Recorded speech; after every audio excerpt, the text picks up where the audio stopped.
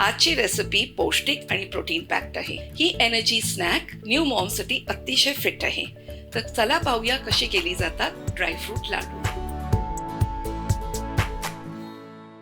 Dry fruit लाडू करण्यासाठी जे घरी उपलब्ध ड्रायफ्रुट्स असतात त्याच्यापासून आपण करणार आहोत. तर आधी मी बदाम रोस्ट करायला घेते. बदाम मध्ये खूप प्रोटीन असतं. इथे मी 50 ग्रॅम बदाम रोस्ट करून घेते. हलकेशे 2 मिनिटं मंद आचेवर रोस्ट करून घ्या आणि मग ते बाजूला थंड करायला ठेवूया. इथे घेतलेत मी 20 ग्रॅम पिस्ता, जे हलकेशे रोस्ट करून घेऊया. पिस्त्यामध्ये खूप अँटीऑक्सिडंट असतात. हे रोस्ट झालेत, आता आपण काढून घेऊया. यात घेतलेत मी 20 ग्रॅम अक्रोड. अक्रोडमध्ये ओमेगा 3 असतं आणि ते हार्ट पेशंट्सना फार बेनिफिशियल असतं. हलकेचे रोस्ट झाले ते आपण काढून घेऊया. आता मी ऍड करते 20 ग्रॅम काजू. काजूमध्ये मॅग्नेशियम आणि झिंक असतं. ते न्यू मॉम्स आणि लहान मुलांना खूप हेल्दी असतं.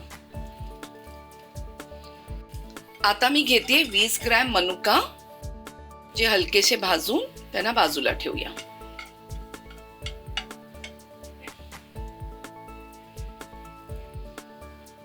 नेक्स्ट घेऊया 1 मोठा चमचा खसखस.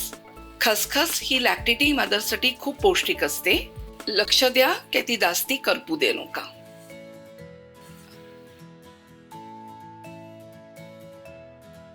एक मोठा चमचा तीळ.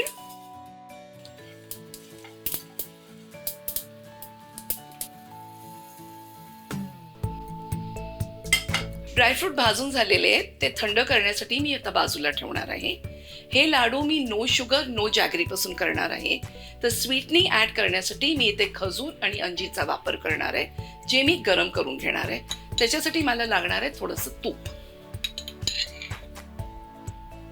त्यात घालूया 5 बारीक कापलेले अंजीर. अंजीर हे डायजेशनसाठी खूप छान असतात आणि त्याच्यात मॅग्नेशियम सुद्धा असतं. खजूर ह्याच्यात आयर्न असतं, त्यामुळे ह्याचं कॉम्बिनेशन खूप पौष्टिक असतं. हे आता मऊ झालेले आहेत. थोडंसं पाणी घालूया.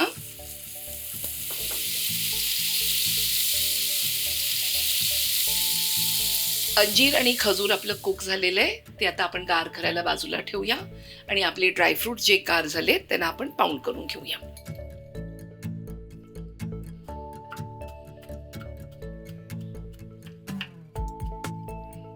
त्यांना फार कुटायचं नाहीये, असं हलकेचे त्यांचे तुकडे करायचे. ड्रायफ्रूट पाऊंड करून झालेले आहेत. अंजीर आणि खजूर थंड झालेले आहेत, त्यांना मिक्सरमध्ये आपण ग्राइंड करून घेऊया.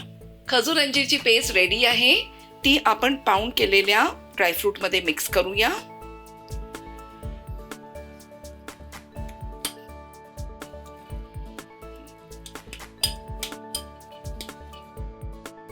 त्यात जाईल वेलचीची पूड. आता हाताने मस्त मिक्स करून घेऊया.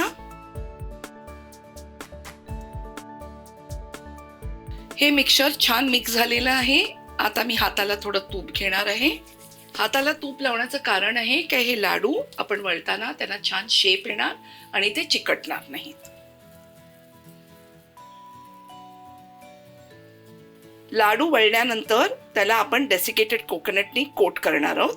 हा लाडू जेव्हा डेसिकेटेड कोकोनटमध्ये आपण कव्हर करतो त्याची शेल्फ लाईफ वाढते आणि हा महिनाभर टिकू शकतो. अशा प्रकारे आपण बाकीचे लाडू वळून घेऊया.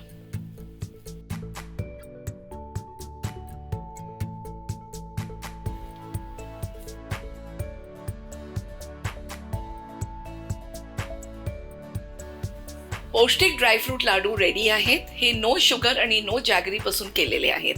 हे लाडू कुठच्याही एज ग्रुपला खूप हेल्दी आहेत.